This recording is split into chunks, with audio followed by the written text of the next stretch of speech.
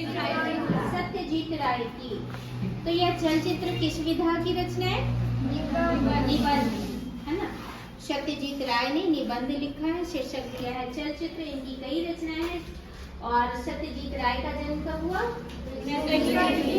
देहांत कब हुआ? 1992 में। कहाँ जन्म हुआ था?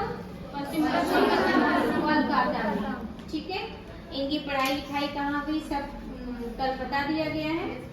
और इनकी रचनाओं के नाम इन्होंने किन किन भाषा में लिखा? बंगला में और हिंदी में। पथेर पांचाली इनकी सुप्रसिद्ध रचना है। किस भाषा में? बंगला में। ठीक है। हिंदी की भी रचना है और बता दिया गया था शतरंज के खिलाड़ी और सदगति।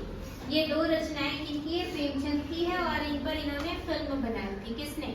सत्यजीत राय। अब सत्यजीत राय ने जो लिखा है चलचित्र शीर्षक पाठ, ये बताया है कि चलचित्र का अर्थ तो कल बताया गया था। चलचित्र को ही क्या बोलते हैं? सिनेमा कहते हैं, फिल्म कहते हैं और मूवी कहते हैं अंग्रेजी में। तो चलचित्र अर्थात चलने वाला चित्र। पहले कैसे फिल्म बनती थी? पहले फिल्म कैसे बनती थी? आवाज, जिसमें ध्वनि नहीं, आवाज नहीं होती थी। और पहली सवाक फिल्में बनी कौन सी? आलम आरा, जिसके निर्देशक कौन थे? अर्देशी एम ईरानी। तो उसमें ध्वनि ठीक है। ये है। फिर जो फिल्में बनने लगी वह सवाक फिल्में बनने लगी। पहले आवाज फिल्में बनती थी जिसमें आवाज ही नहीं होती थी, सिर्फ चित्र दिखाए जाते थे।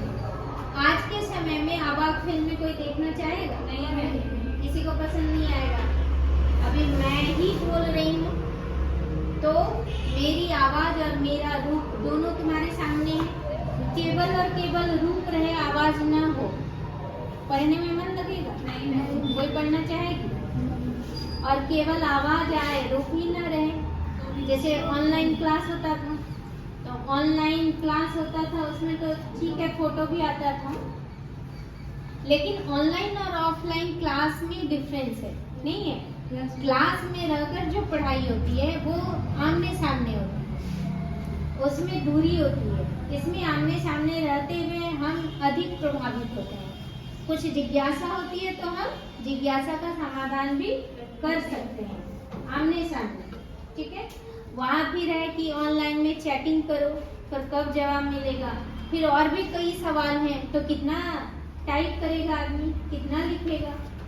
इसलिए ऑफलाइन क्लास की ज्यादा महत्ता है, विशेषता है ऑफलाइन, है ना।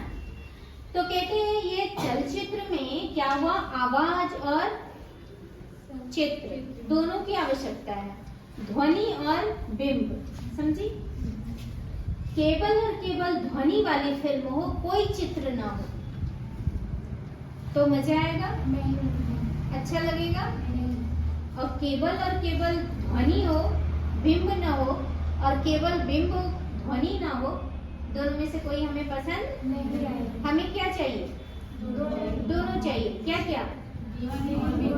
ध्वनि और बिंब दोनों चाहिए। ये बिंब भी चाहिए और ध्वनि, शब्द भी चाहिए। साउंड होता है ना, अब कहोगी साउंड बहुत वॉल्यूम उसका कम है, तो कहती हो ना सुनाई नहीं दे रहा है, साउंड बढ़ाइए, साउंड बढ़ाइए।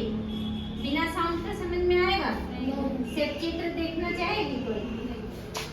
तो ये साउंड की भी उतनी आवश्यकता है और इमेज चित्र की भी आवश्यकता है।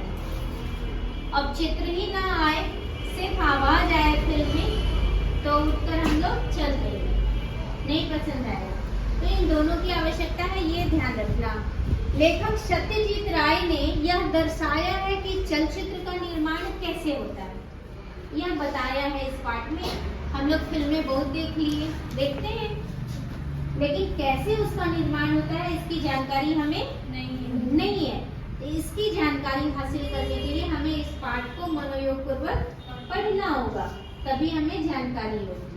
ठीक है। कहते हैं सत्यजीत राय एक ऐसे लेखक थे, कहते हैं, और ऐसे निर्देशक थे, ऐसे फिल्मकार थे, इन्होंने ऐसी फिल्में बनाई और इनको तो बहुत लोग नहीं जानते हैं, अभी तुम लोग नहीं जानते थे, सत्यजीत राय का नाम पहली बार सुना होगा, है ना।